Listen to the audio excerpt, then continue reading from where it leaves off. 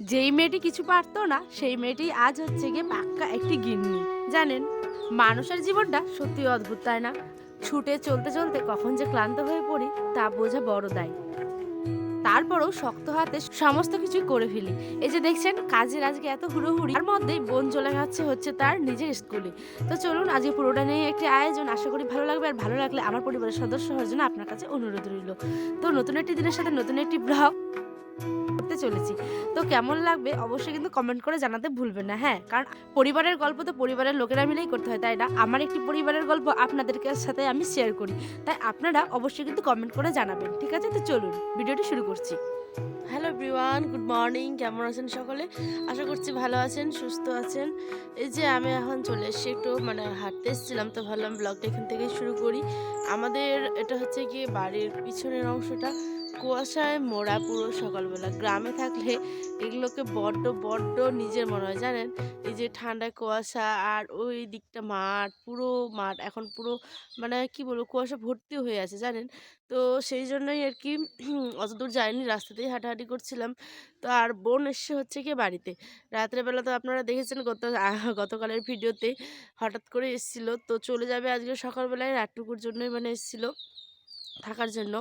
তো ওর জন্য এখন রান্নাবাড়ি করব, গিয়ে ভাত বসাবো আজকে। ১০টার আগে ওই আর কি বেরিয়ে যাবে। তো ভাবলাম যে চলো ভাত-টাত করে দিই আর কি। আর চিকেনটা তো আছেই, আর তার সাথে কিছু একটা সবজি করে নেব। তো চলুন আমার বাড়ির সমস্ত কাজকর্মের সাথে আমার আজকের ব্লগটি শুরু করছি। আশা করি ভালো লাগবে, আর ভালো লাগলে আমার পরিবারের সদস্য হওয়ার জন্য আপনার কাছে অনুরোধ রইল। পুরো শিশিরে ভর্তি, জানেন? কি বলবো, পুরো শিশির ভর্তি। আর এই যে মোরগের ডাক, পাখির আওয়াজ শুনতে পাচ্ছেন? দেখুন এতটা কুয়াশায় মোড়া যে কি বলবো, আমাদের গ্রামের বাড়িগুলো পর্যন্ত সেই মেঘের আড়ালে লুকিয়ে আছে, তাই না? এই যে সকালবেলা উঠেই আমাদের উঠানে কিন্তু একটা কাজ কিন্তু প্রতিদিনই হতে থাকে, সেটা হচ্ছে ঝাড় দেওয়ার পরে এই যে কাপড় মেলে দেওয়া। হ্যাঁ, তো আমিও তার ব্যতিক্রম নই। এই যে অলরেডি কাপড় কিন্তু মেলে দিয়েছে এত কুয়াশার মধ্যেও। আমিও আয়রন সেটার জন্য কিছু কিছু কাপড় ছিল, সেইগুলো আমি আমার তারেগুলোতে আর কি দিয়ে দিলাম। আর এত ঠান্ডা পড়েছে না কি বলবো, আয়নার আব্বার মাফলারটা পর্যন্ত আমি গলায় পেঁচে এনেছি। আর কয়েকদিন ধরে কি হয়েছে বলুন তো, কখনো ঠান্ডা তো কখনো গরম, এমন ওয়েদারটা হয়েছে যে বোঝা বড় মুশকিল। তো চলুন সমস্ত কাপড়গুলো তো দেওয়া হয়ে গেছে, এরপরে গিয়ে একটু গ্যাসটা মুছেই বসে দেবো হচ্ছে কি রান্না। গ্যাসটা আজকে তেমনভাবে পরিষ্কার করেছি বলতে কাপড় দিয়ে মুছে নিয়েছি ভালো করে, আর ভাত কিন্তু বসিয়ে দিয়েছিলাম এর মধ্যেই। আর এই যে দেখছেন এখন হচ্ছে কাঁচা লঙ্কা আর গোটা জিরে সম্বাস দেওয়ার পরে বেগুন আর আলুর একটা করবো ভাজা। আর রাত্রে তো গতকালের চিকেনটা ছিলই, তো ওটাকেও গরম করে নেব। এটা দিয়েই বোন সকালবেলা খেয়ে চলে যাবে। উঠেছি হচ্ছে আজকে সকালবেলা, জানেন? যেহেতু তাড়াহুড়ো করছি, সে ৯টা ৯:৩০ মধ্যে বেরিয়ে যাবে সেই জন্য। আর এদিকে বাবাকে দেখছি, বাবা কান্ডি কাটছে। তো কান্ডি বলতে খড় কাটছে আর কি, গরুর খাওয়া দাওয়ার জন্য। তো এই যে বাবা এখানে কান্ডিটা কাটে, আর আমি একটু মাটন এসে, জানেন এই ঠান্ডার মধ্যে যদি তারা গরম জল বা গরম কোনো খাওয়ার পায়, তো এই যে লালু আর কালুর মনটা খুশি হয়ে যায় তারা। তো চলুন আমিও চললাম তাদের জন্য গরম গরম ভাতের ফ্যানটা আনার জন্য। তো এই যে আমি এখন ওকে একটু আদরও করে দিচ্ছিলাম, আর বাবা কাটছে হচ্ছে কান্ডি। তো এই যে আমি নিয়ে চলে আসছি হচ্ছে একটা কড়াইয়ের মধ্যে তাদের খাবারটা। এই যে সে তো ভীষণ প্রিয়, ভীষণ মজা করে তারা খাবারটা খায়। তার মধ্যে দিয়ে দিয়েছিলাম একটু লবণ। দেখবেন এই ঠান্ডা ঠান্ডার মধ্যে গরম জল বা গরম ভাতের ফ্যান যদি তারা পায় না, একটা অন্য রকমের তাদের মনেও তৃপ্তি হয়ে যায়। এই যে আমি একটু নাড়িয়ে নাড়িয়ে আবার খাইয়ে খাইয়ে দিচ্ছিলাম। কি যে ভালো লাগে না, গ্রামের বাড়িতে যদি এই সমস্ত কিছু না থাকে, গ্রামে গরু বলুন ছাগল বলুন, গ্রামের বাড়িতে এই সমস্ত কিছুই নিয়েই একটা, তাই না? এই যে বাবা এদিকে আবার তাদের একটা কাপড়ের ব্যবস্থা করেছে, এইটা আমি আবার জীবনে প্রথমবার দেখলাম, বলতে আমার শ্বশুর বাড়িতে এসেই দেখলাম।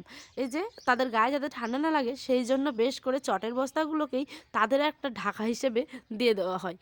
আর এই যে তখন আমি বাসনটা ধুয়ে টুয়ে নিয়ে চলে গেলাম ঘরে। কাজের তো শেষ নেই, তাই না? এই যে গিয়ে মাংসটা ভালো মতো করে একটু গরম করে নিলাম, আর এই যে ভাজাটাও কিন্তু হয়ে গেছে। আর একটা জিনিস আপনাদের দেখায়, এখন বাজে ৮টা ২৬, কত সকালবেলার মধ্যে কমপ্লিট হয়ে গেছে সমস্ত কিছুই। তারপরেই বোন বেরিয়ে পড়লো চটপট করে তার নিজের কাজের উদ্দেশ্যে। তার দাদা আয়নের আব্বাই রেখে আসবে তার হস্টেলে। এই যে টাটা করছে বেরিয়ে গেল। আর এখন আমি ভয়েসটা দিচ্ছি কিন্তু মনটা ভীষণ খারাপ ছিল কালকে জানেন, কিন্তু যেতে তো হবেই পড়াশোনার জন্য। আর আমি এদিকে তখন একা একা, মানুষ দেখবেন বাড়িতে আসলে পরে না বাড়িটা কেমন একটা ভরা ভরা লাগে তাই না, আর যখন চলে যায় তখন কেমন জানি একটা ফাঁকা হয়ে যায়। তার মধ্যেও কাজগুলো তো করতেই হবে, সেই জন্য এই যে কাপড়গুলো সমস্ত কিছু ধুয়ে নিচ্ছি। বেশি ছিল না, আয়রনের কিছু ছিল, হালকা টালকা জামা আর একটা দুটো চুড় ছিল। তো সেই জন্য কলপারে চলে এসেছি, সমস্ত কিছু ভালোভাবে ধুয়ে নিয়ে মেলে দেবো। দেখেছেন সকালে দিয়েছি ওগুলো হচ্ছে গতকালের, আর এখন যেগুলো দেবো ওগুলো আবার মানে আজকের আর কি। তো টুকটাক টুকটাক একটা দুটো করে করে প্রত্যেক দিনই প্রায় কাপড় ধুতেই হয়, আমার হোক বা আয়নের আব্বার, সমস্ত কিছুই ধুতে লাগে। আর এখানে দাঁড়িয়ে কিন্তু আমি একটু মানে গল্প করছিলাম, বলতে যে বাবা ছিল মা ছিল তাদের সাথেই, ওরা কী যেন বলছিল আর আমি তাদের গল্পে আর কি গল্প করছিলাম আর আপনাদের সাথেও সেটা শেয়ার করছিলাম। চলুন কাপড়গুলো তো ধোয়া হয়ে গেল, এইগুলোকে এবার রোদে দিয়ে দিই। দাঁড়ান, ভিডিওটা কেমন লাগছে অবশ্যই কিন্তু কমেন্ট করে জানাতে ভুলবেন না। এই যে সমস্ত কাপড়গুলোকে শুকিয়ে মানে শুকনো তো হয়নি, সেগুলোকে সাইডে দেবো আর ভেজাগুলোকে মেন মানে রোদটার মধ্যে দিব। সমস্ত কিছু খাওয়া দাওয়ার পরেই কড়াই বাসন থালা বাটি সমস্ত কিছু ধুতে তো হবেই, নইলে তো একটা ঢিপ জমা থাকবে তাই না। তো সমস্ত কিছু ভালোভাবে করে এই যে মেজে নিচ্ছি। এইগুলো ধুয়ে নেওয়ার পরেই কিন্তু হালকা হয়ে যাবে কাজটা, তারপরে ভিডিওটা এডিট করে আপনাদের জন্য পোস্ট করে দেব।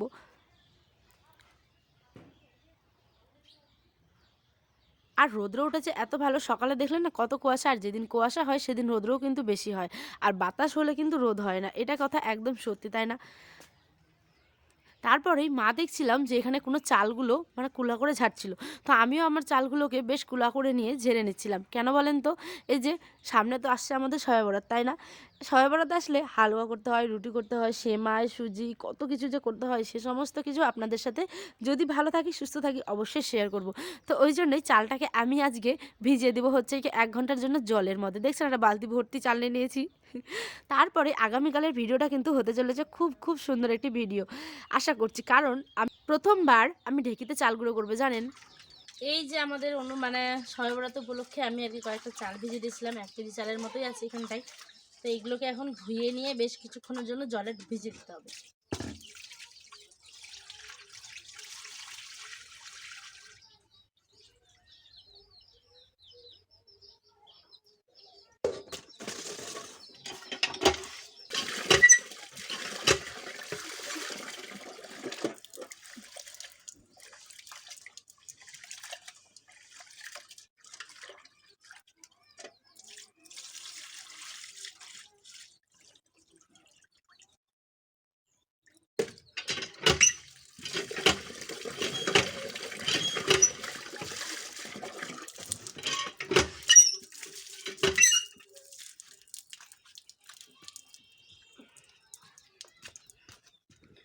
বোন তো সে সকালেই চলে গেছে, তো বোনটা ভারী খারাপ হলেও এর মধ্যেই একটা খুশির খবর কি জানেন, এই যে বললাম ঢেঁকিতে চাল কুটবো, বলতে এটা আমার মা দাদিদের মুখে শোনা ঢেঁকি, কিন্তু আমি জীবনে কখনো দেখিনি, কিন্তু দেখার এমন একটা আনন্দ মানে মনে কিউরিসিটি ছিল যে কি বলবো।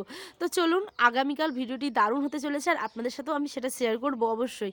আজ এই পর্যন্তই, চালটাকে ভালো করে শুকিয়ে দিয়েছি, একটা গামছার মধ্যে দিয়ে নাড়া দিব বেশ কিছুক্ষণের জন্য, 1/2 ঘন্টা প্রায় শুকিয়ে ঝরঝর হয়ে যাবে, তারপরেই কুটে আনবো। হ্যাঁ, তো চলুন আজ এই পর্যন্ত, দেখা হবে অন্য একটি ব্লগে। সকলে ভালো থাকবেন সুস্থ থাকবেন, আল্লাহর কাছে সকলের জন্য দোয়া করছি, সকলে ভালো থাকবেন সুস্থ থাকবেন। আল্লাহ হাফেজ। আর কেমন লাগছে অবশ্যই কমেন্টে